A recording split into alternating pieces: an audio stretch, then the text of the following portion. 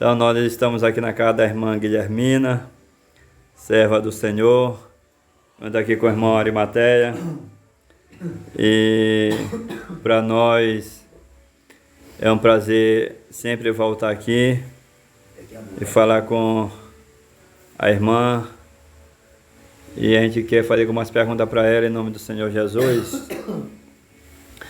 A senhora é nascida, natural daqui de Veneza, irmã? Sou, meu irmão. Sou de Belém.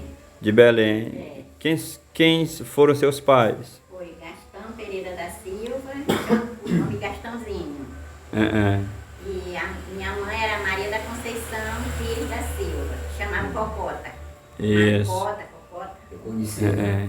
A senhora... E o seu marido? Quem foi seu Meu marido? marido foi Silas Martins da Silva, Sim, já se foi há 13 anos. há 13 anos.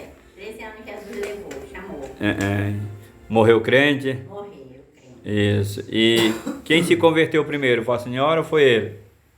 Foi eu, porque quando eu conheci ele, ele não era crente, ele era desviado. Ah, ele tava desviado. Estava desviado. É. Aí a gente namorou 3 anos e 6 meses. Isso. Aí a gente casou.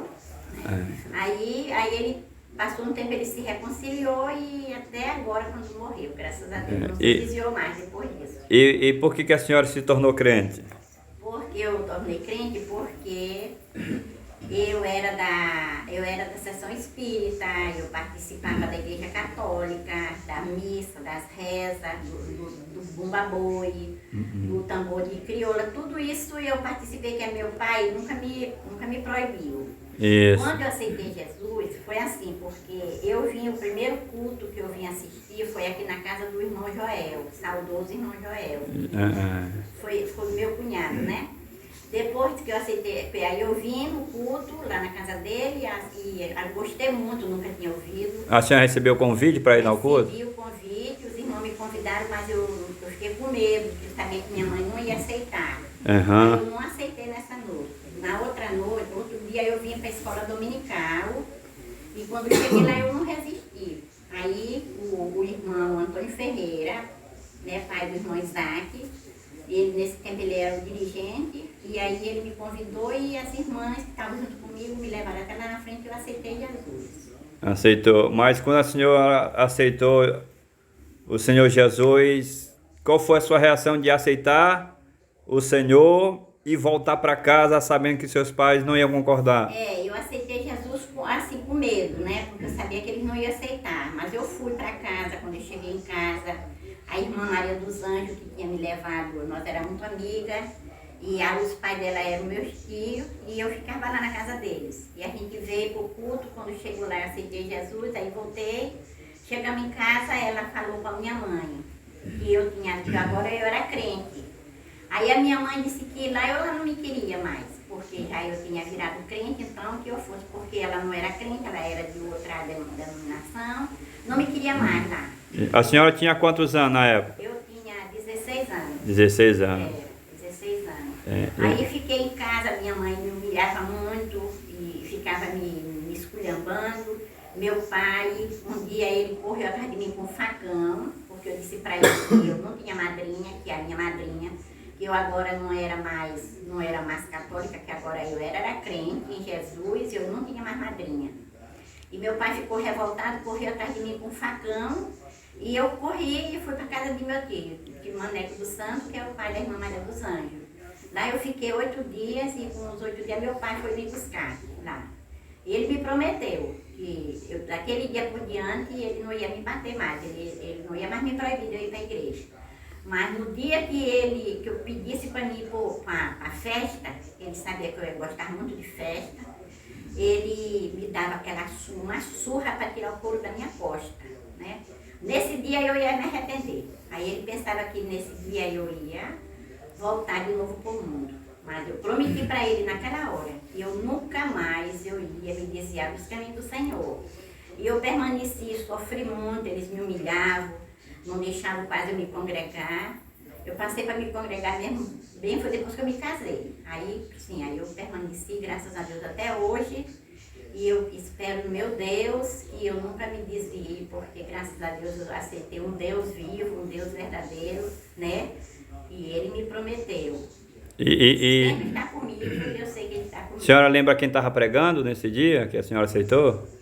Não me lembro. Não lembra quem foi o pregador? Porque eu não conhecia quem era, não conhecia ninguém. Eu nunca tinha assistido um culto na minha vida. O primeiro foi esse. E o que levou a senhora a se comover a aceitar Jesus? Foi a pregação? Foi o hino. Aqueles hinos me tocaram tanto, irmão, que eu me deu vontade de eu chorar quando eu estava escutando aquele hino. Até hoje me dá vontade de eu chorar quando eu escuto os hinos. Qual era, a senhora lembra do hino? Eu lembro também, os hinos da harpa cristã. É o hino da harpa cristã. Estava tocando nesse dia, Um né? hino muito comovente. Aí a banda do Veneza estava tocando, né? Sabe? A coisa mais linda era esse E onde foi o culto, a senhora na lembra? casa do irmão Joel. Na casa do irmão Joel. É aquela casa ainda lá? Helena. É, Ela foi derrubiada lá. Foi ali. primeiro culto que eu tive na minha vida. Mas Aí era... minha mãe não queria, né, que eu ficasse, ela queria que eu voltasse para a sessão espírita, na casa do carrinho, que eu participava. Sessão espírita, o que a senhora fala? O que é sessão espírita que a senhora diz?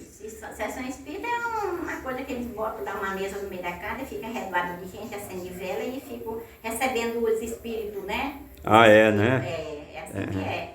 E lá quando eu chegava eles me banhavam com uma água fedida, não sei que água era. Onde era o local? Era na casa do seu carrinho, ali na Guapiri. Ele é morto já. Ele é morto já. Tanto ele como a Norada. Então a senhora fazia parte desse trabalho. Participei de lá, muito lá, ia lá.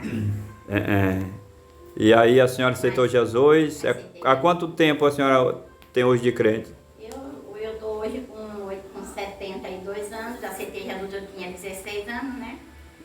Calcula aí quantos anos tem. 84, a senhora tem? Eu tenho 72. 72. Eu aceitei, eu tinha 15 anos quando eu aceitei Jesus. 16 anos. 16 e 4, 20, 30, 40, 50, 60, 70, 72, 50, 54 anos de crente? Mais ou menos. 54. Né? Dá 54. Tá um tempo bom, né?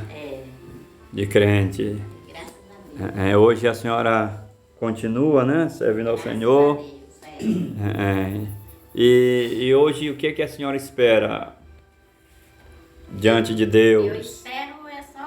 espero mesmo é só estar preparada para ir posição na hora que o Senhor me chamar, né? E se Jesus entrasse aqui e dissesse assim para a senhora: pedes o que queres que eu te darei, o que a senhora ia pedir para o Senhor?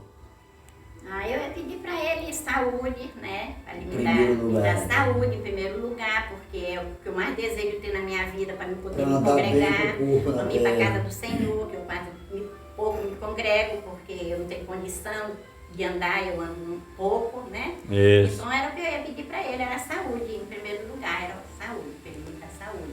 Eu peço todo dia, né? Ele não me deixa ficar aleijada numa cadeira de roda, que eu quero me congregar até quando ele me chamar, até quando eu morrer. Deus quiser. Isso. Meu Então, desejo é esse mesmo. seu testemunho é forte, né? É muito forte. E o que a senhora diria para aquelas pessoas que estão lhe ouvindo? O que a senhora aconselharia as pessoas a aceitar Jesus? Por que as pessoas têm que aceitar Jesus? Aceitar Jesus porque todo aquele que não aceitar Jesus não vai ter direito de entrar no céu. Porque só existe dois caminhos. É céu e inferno. Quem não aceitar Jesus não vai ter direito no céu. Então todo aquele que aceitar Jesus e permanecer firme terá direito no céu. Ele diz que aquele que perseverar firme até o fim será salvo. Isso. Então, irmã Guilhermina, até minha esposa fala que a mãe dela conheceu muito a senhora, que é a irmã Daci. A senhora lembra da irmã Me Daci? lembro, muito. O João Bibiano. Me lembro. Eles congregaram aqui em Veneza, né? Era. Pois é. Então, para nós é um prazer estar aqui com o irmão Arimatea também. E a gente faz esse tipo de trabalho com crentes. Certo. E até com pessoas também que não são crentes, porque precisam ouvir do Evangelho. É verdade. Mas principalmente com os crentes, porque através do seu testemunho, pessoas lá fora, irmão, podem aceitar Jesus. Pode. Através da internet, através das comunicações, as pessoas podem se converter como através dos rádios, das TV, viu? Então, as pessoas que irão ouvir podem se render ao Senhor e Jesus pode salvar muitas vidas. Pode salvar. Né? Então, a vida é esperança. Isso, e só sabe que as pessoas precisam do Senhor é quem se desloca da sua casa e vai lá para a seara do Senhor. Porque tem muita gente precisando do Senhor, mas não precisa do Senhor a gente ficando em casa. Precisa do Senhor quando a gente vai lá. Né? E por isso que Jesus disse assim, ó, a seara é realmente grande, mas os obreiros são poucos. Rogai, pois, ao Senhor da seara que envie obreiros para a sua seara. E hoje, infelizmente, como diz o Senhor Jesus, continua sendo pouco os obreiros da seara do Senhor. A pessoa tem que ouvir a palavra de Deus, porque a palavra de Deus diz que o crer vem pelo ouvir. Isso, ouvir a palavra de Deus. Às vezes as pessoas não querem dar crédito, né? Não querem, Tem assim, uma pessoa que pregue, que dê assim, um testemunho, né? Que convide. É mais fácil, né? Da pessoa se render. É assim, e também, porque Jesus diz assim, ó, ide por todo o mundo e pregar o evangelho a toda criatura. Então, a pessoa precisa primeiro ouvir o evangelho, mas precisa de ajuda humanitária, ajuda social, né? Jesus disse assim, ó, que é por isso que Jesus disse pro jovem rico, vende tudo o que tem e dá aos pobres, vem e segue-me. Então Jesus, ele sempre nos ensina a dar para os pobres. Por isso que Judas tinha a bolsa, o dinheiro que Jesus tinha, Judas que guardava. Porque o Senhor, ele ajudava os pobres. E nós temos que fazer esse exemplo, seguir esse exemplo, né, se deslocando da nossa casa e fazendo o do Senhor Jesus lá fora, né? Então a gente agradece, o irmão Arimateia também está aqui. O que o irmão pode falar sobre a obra missionária? O que também a respeito da obra missionária, primeiramente é uma... Principalmente com pessoas bem carentes, pobres. Principalmente com pessoas bem carentes, pessoas humildes, que necessitam. E hoje pouco está se vendo isso aí. Mas apesar de pouco estar se vendo isso aí, mas é necessário que o crente ele tem que ter essa consciência de hoje ser movido por esse desejo, ter um coração totalmente entregue na vontade de se apiedar e levar algo que é de extrema necessidade a uma pessoa que está precisando. Mas infelizmente hoje é o que pouco se vê, a realidade não podemos esconder. Então o que eu posso dizer para vocês que estão nos assistindo é, se vocês têm alguma coisa como crente em vocês mesmos, abra a mão, abra o coração para que possa receber de Deus muito mais na vida de vocês. E por que está falando sobre as pessoas carentes, né? E por que muitos não vão? Por quê?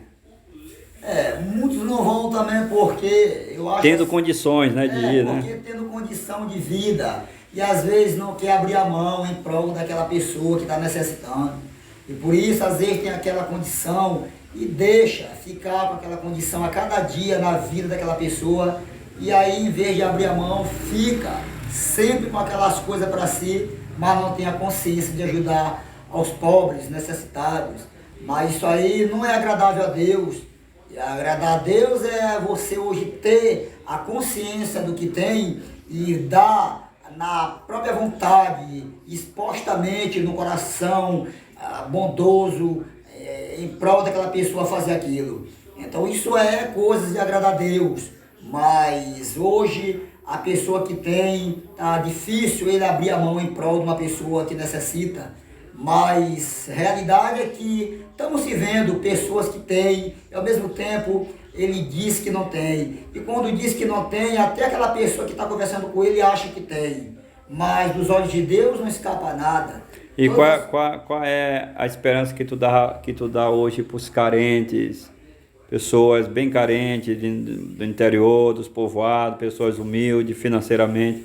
Qual a esperança que tu dá para eles no Senhor Jesus? A esperança que eu dou para essas pessoas carentes, que quase não se encontram com nada, que não tem uma condição financeira em suas vidas, é que eles não se desesperem, mas que esperam no Senhor, para que possa um dia receber algo nesta vida que possa se alegrar. Porque não adianta se desesperar. O conselho que eu dou para você que está nos assistindo, se você for pobre, não tem uma alta condição, ou até menos uma condição que não lhe ajuda, que não tenha, mas que você não se desespere a ponto de a ponto de se desesperar, mas que você espere inteiramente, confiando na graça do Senhor, porque sabe que Ele é o dono da prata e do ouro. Então, se Ele é o dono da prata e do ouro, tudo você pode ter nas suas mãos, dependendo também da segunda vontade dele para com sua vida. Mas não se desespere, porque Ele é misericordioso, Ele é rico, ele é tardio em iras, mas misericordioso em beneficência.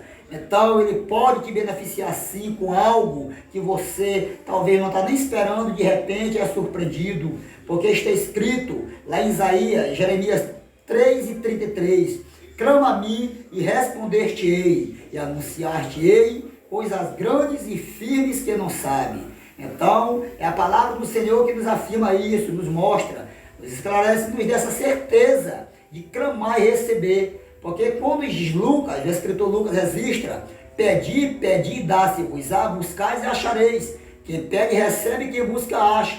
O escritor Lucas está registrando isso. Então esse pedi, e dá-se-vos-á, é a nós pedir ao próprio Senhor da glória, e Ele, segundo a sua bondade, Ele pode nos conceder aquilo que você precisa. Mas para isso, eu digo para você, não se desespere a ponto de achar que está tudo perdido, ou tudo de água abaixo, ou que não tem mais jeito, ou não tem uma solução. Porque enquanto você estiver com vida e saber que Deus tem sua existência e que Ele pode na sua vida algo que é impossível para você, você pode sim ser surpreendido com coisas grandes, porque Ele mesmo afirma, anunciar-te-ei coisas grandes e firmes que não sabe.